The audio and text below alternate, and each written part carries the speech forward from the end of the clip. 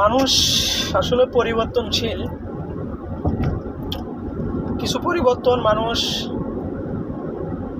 বাস্তবতার কারণে বা বাস্তবতার সম্মুখীনে হয়।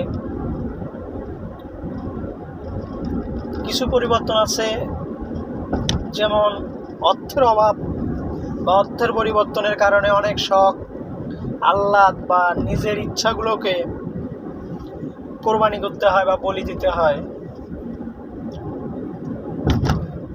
আবার দেখা গেল পরিবারের কিছু দায়িত্ব যেগুলো সেই পুরুষ মানুষ বা সেই ছেলেটার কাঁধে যখন এসে ভর করে তখন ওই ছেলেটা এক সময় দায়িত্ববান হিসাবে গণ্য হয়, কিন্তু সে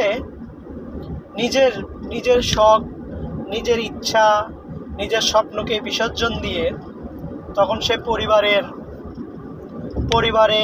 পরিবারকে ভালো রাখা বা পরিবারের মেম্বারদের নিয়ে চিন্তা করা, ভাবা, তাদেরকে কিভাবে আসলে ভালো রাখা যায়, কিভাবে তাদের স্বপ্নগুলো পূরণ করা যায় বা তাদের আশা আকাঙ্ক্ষা যাই বলুন না কেন সেটাকে তখন সে ফোকাস করে।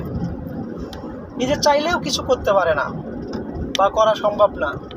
অল্প আয়ে, অল্প বেতনে বা অল্প কিছুতেই আসলে সব মিলাই কুলায় ওঠা যায় না বা পারা যায় না, এমনটাই। এখন ধরুন এগুলোর মাঝখান থেকে কেউ যদি আপনার কাছে কোনো একটা আবদার করে বা কিছু চেয়ে বসে, ওই যে একটা টার্গেট আছে, এটা এ মাসে করতে হবে, একে দিতে হবে, বাজার করতে হবে, এ করতে হবে, সে করতে হবে, এবং নিজেরও ব্যক্তিগত চলাফেরার জন্য কিছু টাকা লাগে, যেমন বাসা ভাড়া, বন্ধু বান্ধবের সাথে মাঝে মধ্যে চার আড্ডা, মোবাইল বিল, আপনার ধরেন কিছু খাওয়া বা কিছু নিজেরও কেনাকাটা থাকে, এগুলো করতে হয়, এগুলোর জন্য কিছু টাকা রাখতে হয়। মাস শেষে যখন টাকা পাই আমরা হাতে বা টাকাটা যখন পাওয়ার সঙ্গে সঙ্গে চিন্তা থাকে বাড়িতে বেতন দেব বা 2-1 দিন পরে আমরা বেতন পাইলে বেতন দিতে দেরি, আমাদের বেতন দিতে কখনো যদি অফিস থেকে লেট করে বা দেরি হয়, পরিবারের লোকজন ফোন দেয়, তুমি কি বেতন পাওনি এখনো? আজকে 4 তারিখ, আজকে 5 তারিখ, আজকে তো বেতন পাওয়ার দিন। যে মা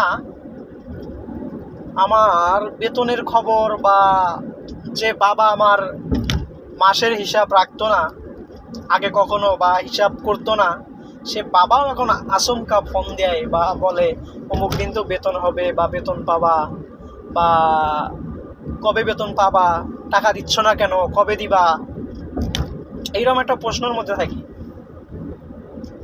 তা আসলে এটা শুধু আমার জীবনেই যে এমনটা তা না, এটা হতে পারে প্রতিটা দায়িত্ববান পুরুষ বা ফ্যামিলির দায়িত্ব নেওয়া পুরুষ, এটা যে কেউ হতে পারে, এভরিবডি, যে কেউ, প্রত্যেকের জায়গা থেকে প্রত্যেক ছেলে মানুষ তাদের নিজস্বটা দিয়ে সর্বদাই চেষ্টা করে পরিবারকে সুখে রাখা, খুশিতে রাখা। যাই হোক, চলতে চলতে কিছু কথা শেয়ার করলাম, বাস্তবতা তুলে ধরলাম, জানি না কতটুকু পেরেছি, তারপরেও বলার চেষ্টা করেছি।